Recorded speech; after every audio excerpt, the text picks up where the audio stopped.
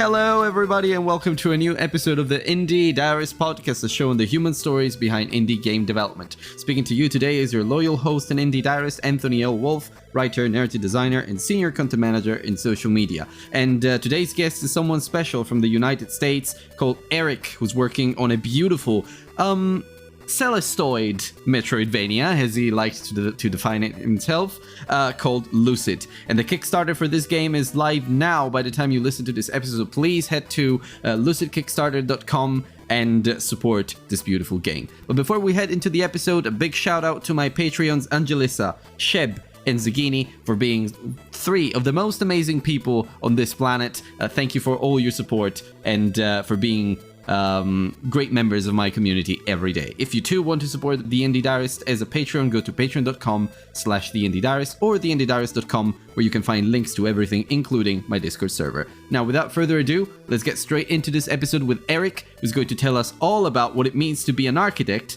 in game dev.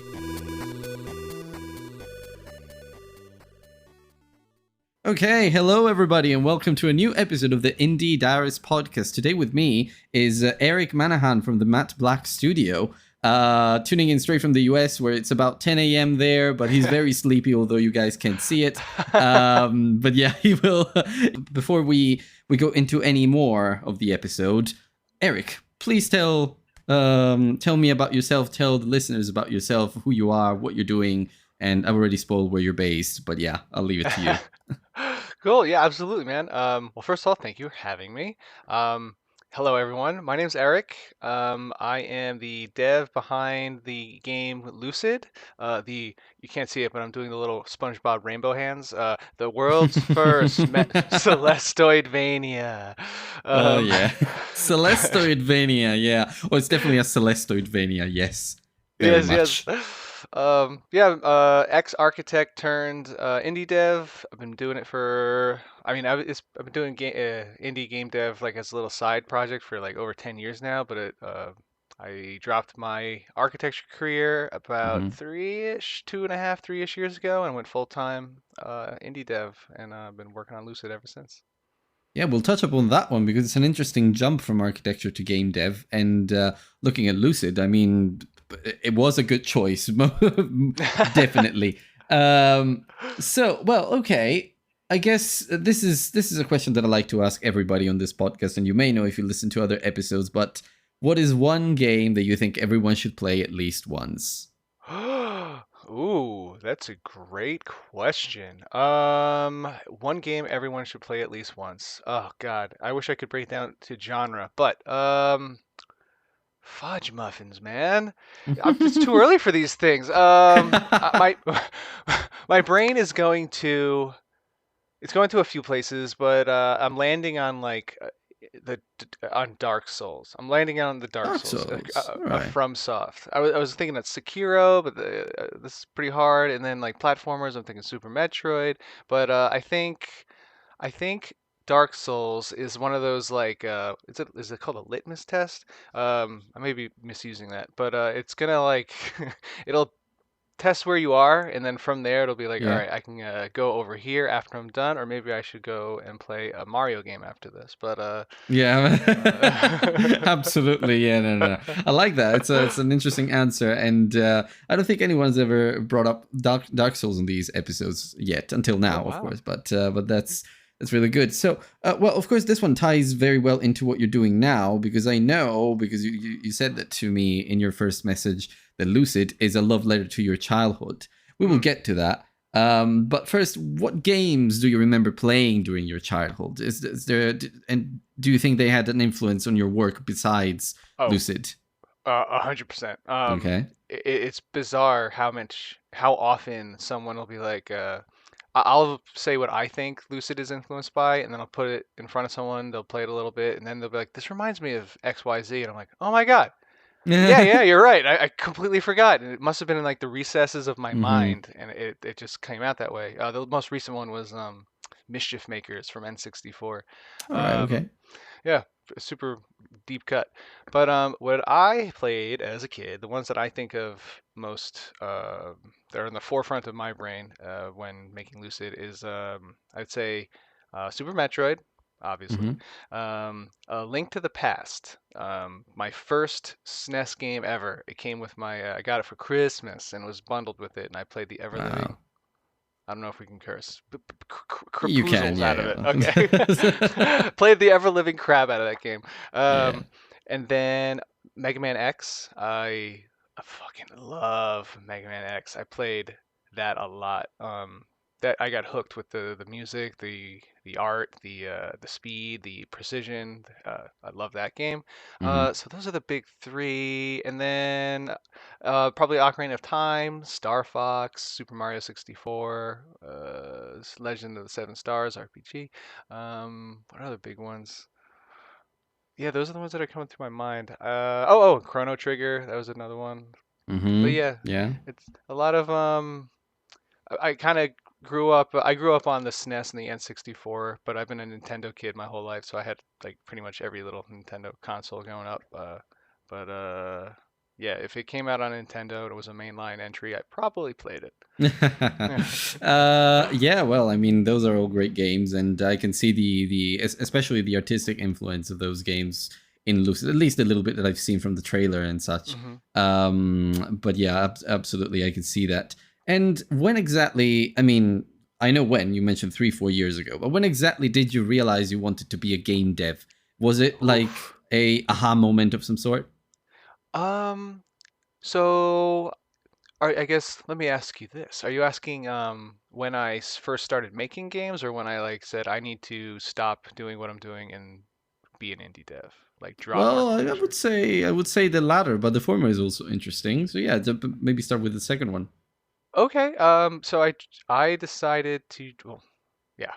It was like me slash my fiance. She helped give me the boost. But so I had been doing architecture for 10 plus years. It was in school. I loved the design process. I loved the thinking, the creative decisions, and artistic that merits that you have to like put into it.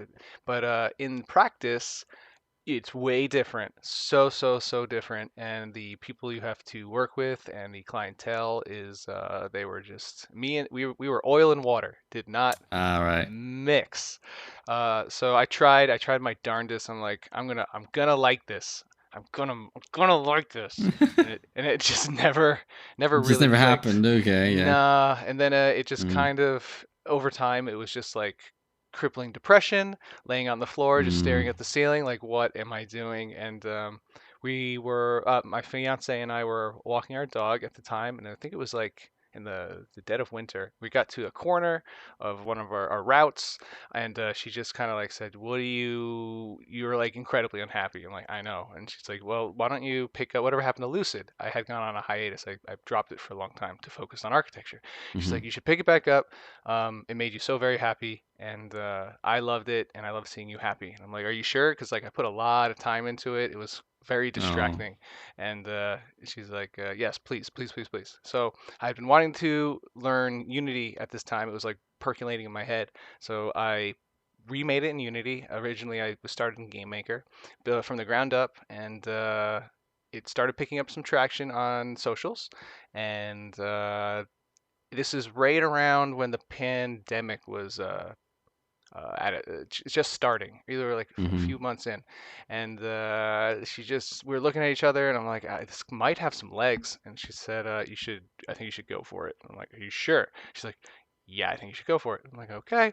So I also had been approached by some publishers at the time, which was really the tipping point of like people are interested, and this is I think viable. So yeah, that was it. And then I put in my 2 weeks notice and had a shitting grin the whole time, and now we're here. Wow. Yeah. I mean, what can I say? It's. I wasn't expecting that level of depth. Yeah. No, but actually, I do get a lot of these interesting stories on this podcast, and I think there's a lesson in there for everybody, and it's something that I've felt myself too. At some point, I was approached by I say a PR firm. They're beautiful people and such, but I'm not a PR person. I'm hmm mostly a writer, and I like working with the written word. So Cool. I spent 3 months there, but I felt miserable most of the time, even though they were just 3 months. And I was like, no, I can't do this. I have to go Right. back to writing. And so that's what I did. And now I'm a social media writer, content manager, and writer, Well, good which for you. I'm having a great time there. But that shows that sometimes following your heart, maybe having that little push from that special person in your life, because also my girlfriend was very supportive of the time of Mm-hmm. me just leaving a very secure place Mm-hmm. for Mm-hmm. something that I wanted to do. Having that willpower to follow what you really want to do is what's going to make you happy in the end. So 100%. yeah. Look at I that. We're agree. 10 minutes in and we're already talking philosophy and all that. That's amazing. I love these episodes. I Yeah. yeah, I just Um, woke up like 25 minutes ago, and I'm like, let's yeah, do and we're this. already doing it. Yeah, we're already heavy there. Yeah, love it. Okay. All right. Well, and I guess that to connect it to the question that you asked me, Hmm. how did you become a game developer? Because apparently you were working on Lucid already when you were doing architecture. By the way, 3 years ago, COVID, I completely didn't think about that. I thought it was like 2018 or something. Right? It's God like the damn dark, it. the dark, dark times. Yeah. It's bizarre. It's this weird like time capsule. Like it's such a Yeah. weird phenomenon that I don't think any, or hopefully no other generation has to like do that again. Yeah, like It's so weird. feels like yesterday was COVID, but it was 3 years ago. It was Yeah, yeah, so yeah, surreal. But yeah, anyway, this is not a COVID podcast. yeah. Yeah, so how did you start working on Lucid? Were you self-taught? Did you learn from someone, got a mentor, or something like that?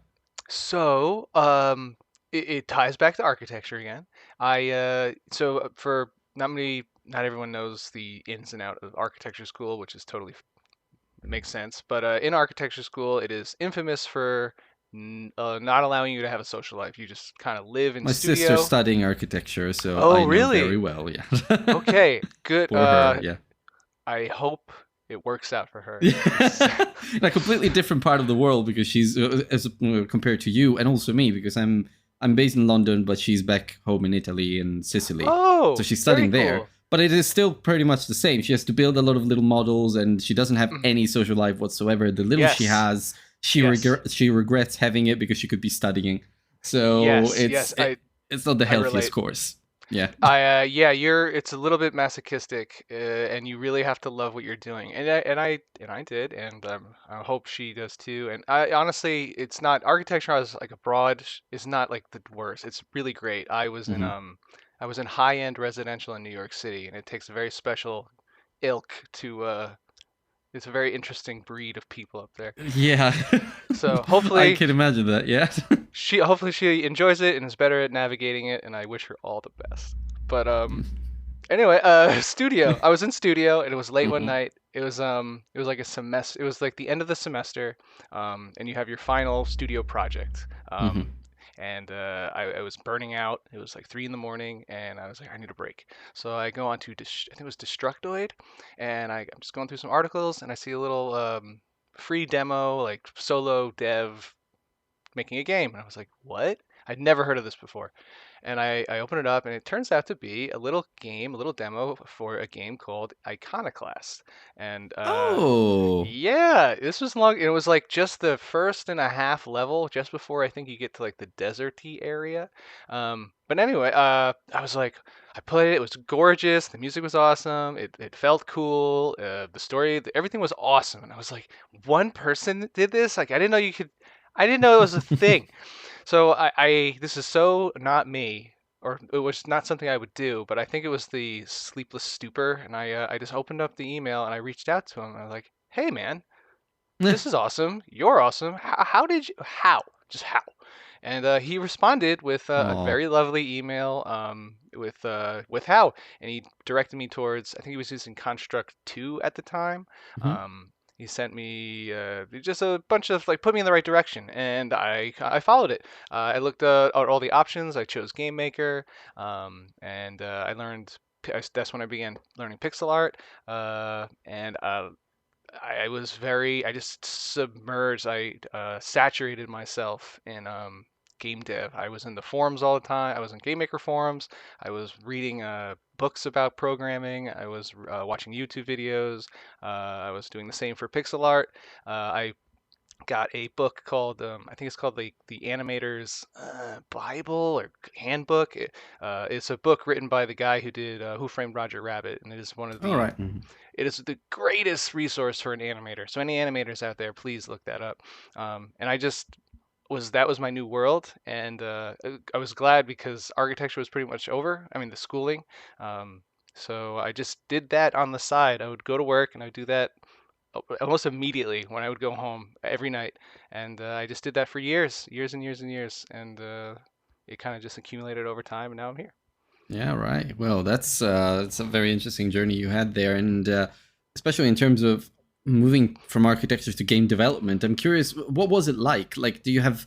Well, I don't think you have any regrets now, but what was it like at the beginning? Were you just questioning your choice? I know you had support from your fiance, but Yeah, I've definitely there's always like the I mean unless I can't say for everyone there was questioning there was like did I make the right choice I'm not there's no serious there's funding coming in but that's going to the game hmm other than that it's my fiance my partner she is bearing the weight and I thank her every day I love her mm, she's the best but hopefully I can contribute but every time I see just like getting groceries and I like can't help that time. I feel so bad and I was hmm like, what did I make the right decision? And it puts this she doesn't put pressure on me, but I put pressure on myself to succeed hmm because I want to contribute.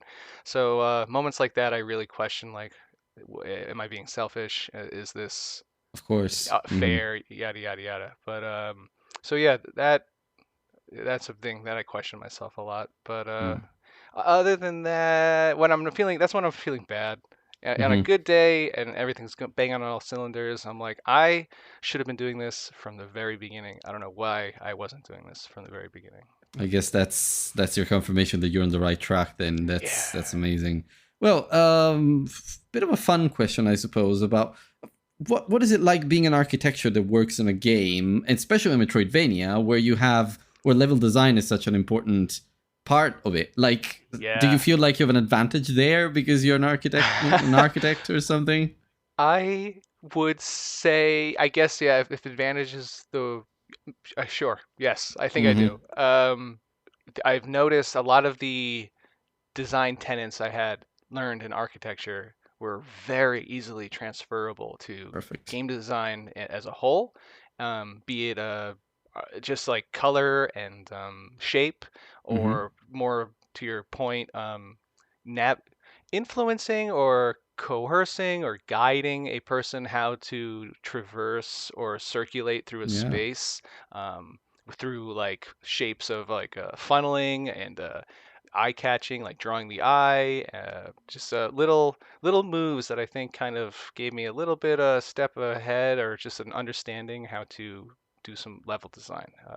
It's really satisfying, man, when you make a level and you put it in front of someone who's never played and they do like exactly what you wanted, and you're like, Wow. Yeah. ah, oh, that's nice. Yeah, no, I mean that's the kind of stuff that I'm easily nerding out for because it's like how these different arts kind of cross pollinate each other or hmm influence each other. Being an architect, definitely you have something there that can help you build better levels or build better maps and just guiding the players better. So yeah, I mean, I guess we'll get to this in a little bit, but I'm curious about Lucid now more specifically. Like, were there any challenges during the development of Lucid? Any big learnings that you may want to share for other devs? Oh man, yes, yes, yes, yes, yes, yes.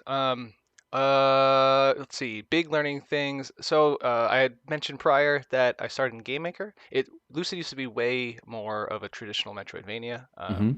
Kind of very by the numbers. And eventually, like I said, I stopped. And then when I started back up, I had played some more games. And I had learned in this time, it was around when Mario Odyssey dropped and Uh-huh. Spider-Man 4 dropped. And it just kind of light bulb went off when I was like, traversal needs to be just as engaging and fun as actual moment-to-moment combat or puzzles or what have you. Um, and that's when I had played Celeste, and that's where I started working on that what's it called? Resource refreshing like jumps where I don't know if you've played Celeste, but basically Yeah. if you hit those little green Yeah. gems, like it'll refresh your jump. Yeah, the I refresher took jump, that. yeah.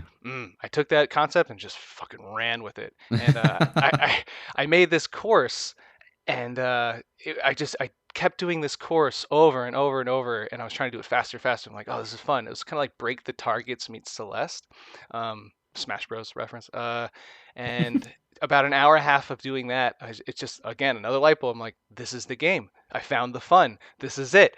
And so giving yourself time to find like you have an idea what the game is, but like let Hmm. it become what it wants to be. Like give yourself some breathing room. Don't like go in with super rigid like this is the game and anything that comes in like tries to intrude your idea. Don't like thwart it. Like sometimes let it in, let it percolate, let it I don't know, sit there, stew, and then if it doesn't work, filter it out. But sometimes Hmm. integrate it, let it influence your game design. There's something very addictive about Celeste's gameplay, and I don't know if you play Lone Fungus. It's from another Yes. solo dev. Yeah, yeah, hmm love that We're guy. uh Yeah, we're I've f- played it recently. it's great. We're friends on Twitter. We've talked a little Yeah, bit. He's a really nice guy. at some point I'll probably host him on the podcast. We'll see. But yeah, I mean that kind of very dynamic movement across the level design and across the levels and all of that, and the mechanics that Celeste has that hmm encourage you to just be as fast as you can. And there are Yes. even some tricks that the game doesn't tell you until maybe the Yes. DLCs. Like you can jump, you can bounce off the ground and get faster and get Uh-huh. farther. They're just amazing, and it makes everything so fun, super dynamic. Hollow Knight has some of that too because of the pogo. Not maybe not quite as fast, but like every Metroidvania, as soon as you unlock a certain set of skills, then Yep. the map starts becoming something completely different. And I've Yep. Yep. always Yep. been fascinated by how that happens because like you have to plan a whole bunch of stuff in advance for that to Yes. really work. So I think it's really cool. But going back briefly to the architecture Mm. thing, because you've shared some learnings here, like let's get practical. What is one tip that you would give to someone who is not an architect on making a better game? Who is not an architect making a better game? Someone who's not something that someone who's not an architect may not necessarily think about. I think that would That's a be really interesting. that's a great question. Let's see. If I had a little tyke, a little guy, just a little girl, just kind of walk right here and be like, hey, I want to make games. What should I do? I would say, oh, okay, I know, I got it, I All got right. it.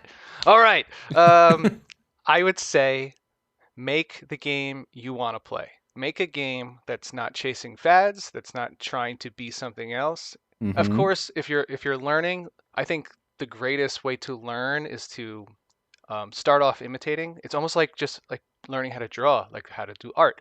Um, you practice by looking at stuff, Mm-hmm. referencing, be it just real world objects. You try to draw that. Then you look at like the greats, the superstars, the Michelangelos, the Leonardos, the what have you, and then you try to see what they learn how they do things.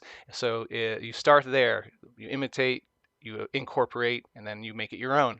But when you're on to making your game, that's when I'd say make the game that you want to play. Make the game that doesn't exist, that you wish existed, and Mm-hmm. make it a reality. Because if you're making a game that you want to play, the odds are there's going to be other people that want to play it too. And instead of trying to imitate and be a mirror and getting those comparisons and Mm-hmm. just be your own thing. Like don't make a clone. Yeah. Don't do it. Just Absolutely, yeah. be you. I totally agree with you. Well, then, now back to Lucid. You mentioned that Lucid is a love letter to your childhood, and you said that to me in your first message. So it must be very important to you as a concept. Why is that? I it totally is. It has kind of just been this. I've used that love letter to my childhood for a while now, and I've been told, and it's kind of true that I how do I put this in a nice way? I'm a man child in the nicest way. Mm-hmm. Okay. Yeah, I see I what you mean. I'm in touch with my inner child, Right. where I remember how much fun it was to be a kid, all that like wonder. I grew up on like Miyazaki films and I loved Alice in Wonderland and Mm-hmm. just not knowing and playing a game for the first time a great example is the Dark Souls. There's like nothing greater than playing a really good game for the first time and like discovering not only new areas but discovering things like you said in Metroidvania, like, oh, I can do that. That's Hmm. awesome. Um, so that feeling is something I'm trying to like put into this, capture it in between lines of code and package it into a tiny little morsel, or not so tiny actually, but yeah, a game. I'm trying to make that moment and stretch it out and share it with people. Perfect. Yeah. Well, by the time this episode goes live, the Kickstarter for Lucid will be live. So, is there Yes. anything that you can tell the listeners about it, like in 3 weeks' time? Woo. Yes. So the Lucid Kickstarter is happening. It's Mhm, happening September 18th, 2023, which is, yeah, it should be live right now. So mhm. please, everybody, please, if you could go to www.lucidkickstarter.com, that'd be awesome. You could go check out the campaign. It's I put a lot of love into it. It's got a lot of it. Oh, I was just thinking the other night. It's basically, do you guys remember like getting manuals in games? Yes, of it, course. it feels like I bought a game and I'm in the car ride home and I'm flipping through the manual. Like there's Oh, lore, there's character breakdowns, there's like a map of the world, mechanics explained, and then I was like, oh my god, it's a digital it's a manual. manual. And you So played please, Tunic, by the way. I Yeah. So loved yeah. Tunic. So you know what I mean. Yeah. Okay. Right. Yes, Tunic was so good. I loved it, and then I got frustrated at the very end, which I think I was supposed to, but I was very frustrated with the final boss. But up until Oh, that final boss, I was like, this, I loved it. But yeah. But yeah. anyway, sorry for Anyway, interrupting you. oh yeah, but yeah, Lucid, the Kickstarter, it's happening, and there's a lot of juicy, fun rewards. I have a lot of Kickstarter exclusives. So please, if you're interested in a pixelated, I love pixel art, and a lot of some people think there's like taboo around it, like, another pixel art game. I'm like, it's different. It's different. Go look. It looks different. I promise. Um, but yeah, please check it out. I put everything I have into it, and I hope you like it enough to hopefully maybe think about supporting the project and me, and we can make it as best as we can, like together. So please. Perfect. Yeah, absolutely. Go check it out because I've seen the trailer, and if you do see the trailer and you like Metroidvanias, you're going to fall in love with this game too. So yeah, we've had some fun moments during this episode, but now it's time for a question that I'm really really attached to. Ooh. Why are you a game developer? What Oh my drives you goodness. forward? It's all I think about. It's all I think about all the time, every day, every hour. It's you can ask my fiance. It's almost annoying. Will it probably is annoying. We were on a vacation once and we were like hiking on a mountain and I was just looking around and she's like, "You thinking about game design?" I was like, "Yeah, I am." Like, yeah, you see those trees? Those would look really cool. And then like, this could be a cool spider enemy, and then we could do this. And she just like shakes her head. I'm like, "I'm sorry." But yeah, I live and breathe it. It's just something I grew up with. I played my first game when I was 5, and I haven't stopped till now. I think it's just the most beautiful like encapsulation of like every art form. Like just every single one, it's in there. Art, just plain old drawing, it's in there. Animation, sound design, storytelling. I mean, if you can think of an art form, it's probably in a video game, and that is something special. And on top of that, it's interactive. Yeah. Um, like Jesus, like what more can you want? So yeah, it's all I think about, and I really can't see doing some not being an indie dev or making games. It's you make great points there, but as someone who speaks to a lot of indie devs, I also know there are some dark sides to being an indie game developer. So, Yep, what yep, is yep, your yep. biggest struggle as an indie game developer? Oh, okay. There's a few. There's definitely a Okay. few. It's one of those where like for me personally, it's the dark stuff, like anything, there's going to be downsides, but it's like they're worth the positives. But for me, the downsides would be having what's it called? What's it called? Where imposter syndrome. Imposter syndrome is a big one. A lot of anxiety about you can go from I'm the greatest that ever lived to I'm a pile of dog shit and I should never touch a computer again. Yeah. So very quickly, and then also it takes a lot of hours, a lot of long hours. But I've never worked more hours and longer days than I have making Lucid. But for me, working for myself and making something I care about is worth it. And then Hmm. another, I think that one more would be drink water and move around. Yeah. Don't it can be a tolling on the body, which is Stay so weird. hydrated. Yeah. Yeah. Like I have a back of an 80-year-old, and really need to be conscious of like going out, taking the dogs for a walk, Hmm. drinking water. So those are things that I think of that are Hmm. cons. Um, well, yeah, I mean, you mentioned that you're doing the longest hours ever working on Lucid, but Mm. the first thing that I'm thinking about is if you were doing those long hours for architecture and in your old job, they wouldn't be the same. They wouldn't feel the No, same way. It'd be no. completely unbearable or something entirely different. But you're having a lot of fun with that. Oh yeah. So yeah, that's really great. So I do suspect that you've answered this question when I asked you about the tips to people who are not in architecture. But it's by the way, we're almost near the end, so just a couple more questions for you. No. I know, I know. Imagine writing a letter to yourself, but 10 years younger. What would you Oh. say? Whew. Oh man, I know what I would say. Holy crap.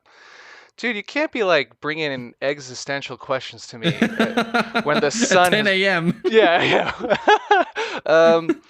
Okay, I would say so. I've told this story a few times, but this ties into this question I think pretty well.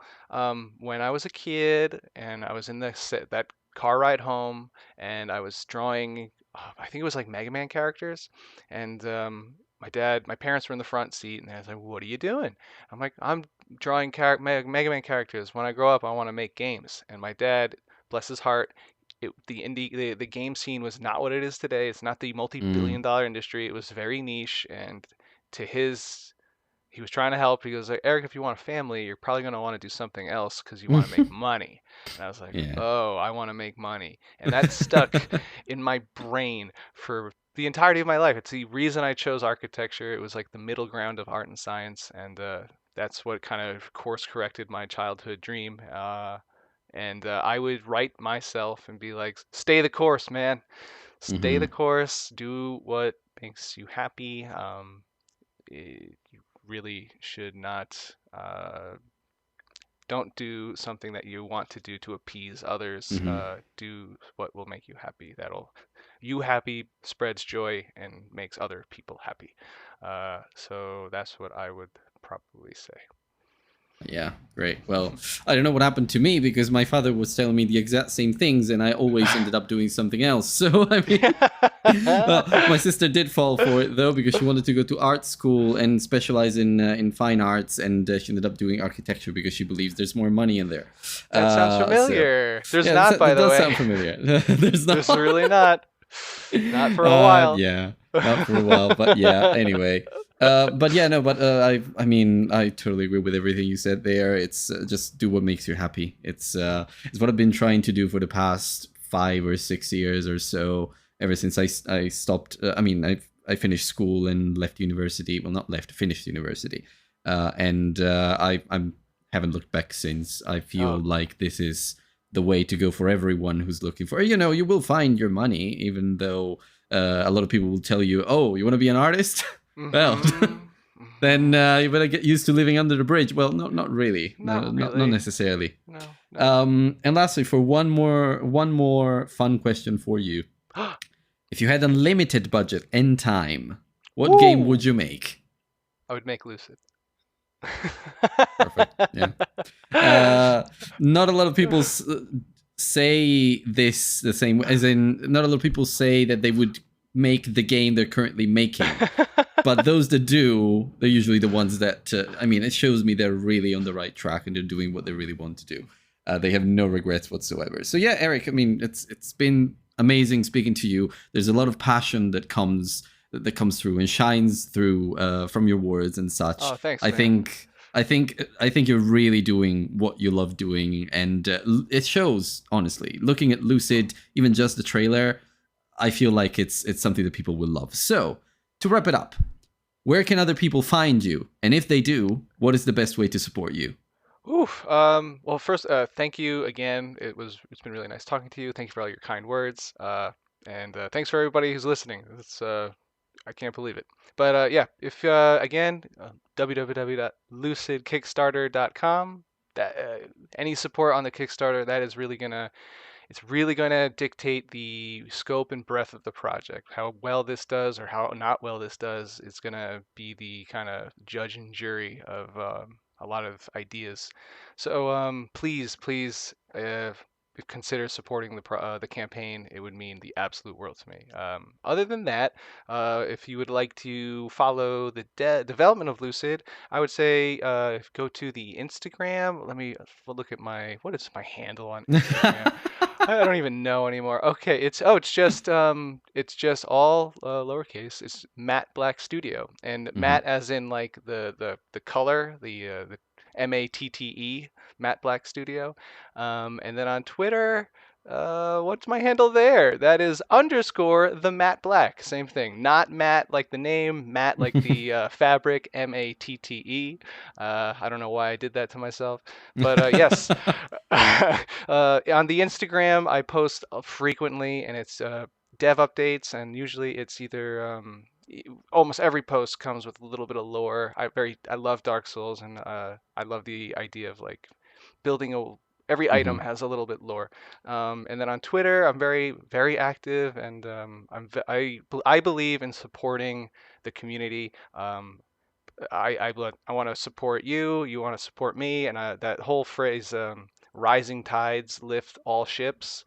I Mhm. believe in that very much. So please, let's connect there and support each other. So, and then the last one is if you want to join a really cool community of supportive creatives, the Lucid Discord is a place like that. Community has saved me in more ways than one. So please, you're welcome there. Everyone will welcome you with open arms. So yeah, that's all I can think about. Perfect. Yeah, and of course I will put all of these links in the description of the episode. Also, if you want to support the show and you like this episode, please go to theindiediarist.com and have a look at all the links over there, because there is also a nice Discord community there. But please join Eric's first, because he deserves it more than me. No, So do both. Do both. but yeah, thank you again, Eric. It's been a pleasure talking to you. Likewise, Anthony. Thank you very much.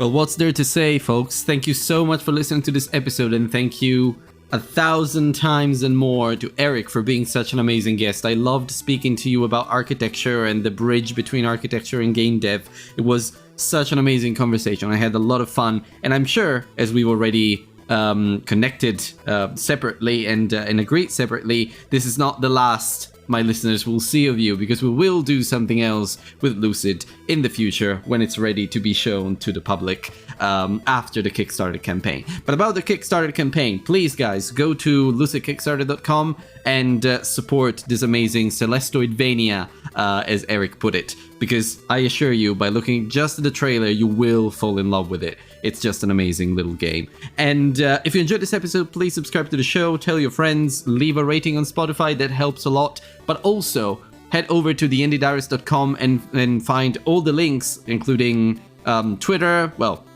supposed to be called X now. But you will find all the links to the podcast social profiles there, and links to Patreon, the Discord server, everything. And about Patreon, another huge shout out to my 3 Patreons at the time of recording this, which are Sheb, Angelissa, and Zagini, who are amazing people and are super active in my Discord community every single day. I don't know where I'd be without you, and all the other, well, now I think about 100 people who are in that server. I think that's amazing, and we've grown so much in so little time. Love every single one of you. But yeah, so if you are an indie game developer yourself, please get in touch. I would love to hear your story and tell it to the world, because my listeners are just as hungry for indie game development stories as I am. So until next time, guys, I'll speak to you in the next episode of the Indie Diarist podcast.